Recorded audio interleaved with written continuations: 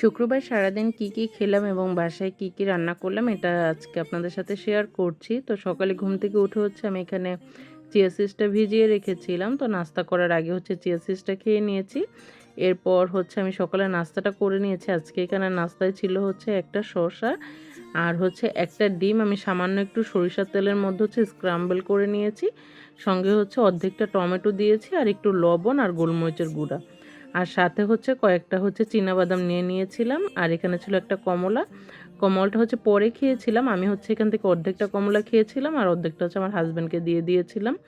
তারপর আমি দুপুরে রান্নাবান্নার সব কিছু আগে থেকেই রেডি করে নিয়েছি। আমার কাছে মনে হয় যে রান্না করার আগে সব কিছু যদি হাতের কাছে গুছানো থাকে তাহলে কিন্তু রান্না করতে খুব বেশি একটা সময় লাগে না। আমার যেহেতু সব কিছু গুছানো হয়ে গিয়েছিল তো আমি তারপরে ঝটপট রান্নাবান্না করে নিয়েছি। তো আজকে দুপুরে এখানে রান্না করেছিলাম গরম ভাত, সঙ্গে ছিল রুই মাছের ভর্তা আর এখানে দেশি মুরগির মাংস আমি ভুনা করেছি। এই দেশি মুরগির মাংসটা খেতে বেশ মজা হয়েছিল। এখানে অনেক বেশি তেল দেখা যাচ্ছে। আসলে মুরগিটা যেহেতু একটু বড় ছিল, মুরগির থেকেই কিন্তু অনেকটা তেল বের হয়েছে।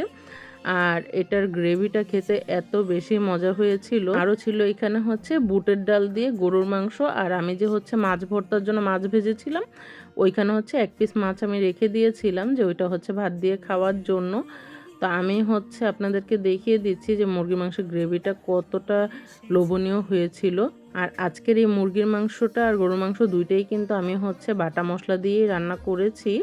তো এখানে আমি সবগুলো মশলা আগেই বেটে নিয়েছিলাম, তারপরে এটা রান্না করে নিয়েছি। তো দুপুরে এগুলোই ছিল। আর সঙ্গে একটু সালাদ বানিয়েছিলাম। এখানে শসা, টমেটো, পেঁয়াজ, কাঁচামরিচ আর সামান্য একটু লবণ দিয়ে একটা শসা সালাদ বানিয়ে নিয়েছিলাম।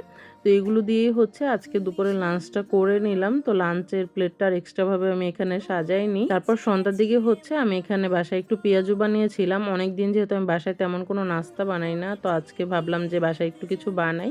তো এখানে পেঁয়াজু বানিয়েছিলাম। এটা ছিল মসুর ডালের পেঁয়াজু। আর পেঁয়াজুর সাথে খাওয়ার জন্য এখানে পেঁয়াজ কেটে নিয়ে নিয়েছিলাম কাঁচামরিচ আর নিয়ে নিয়েছিলাম কিছু শসা।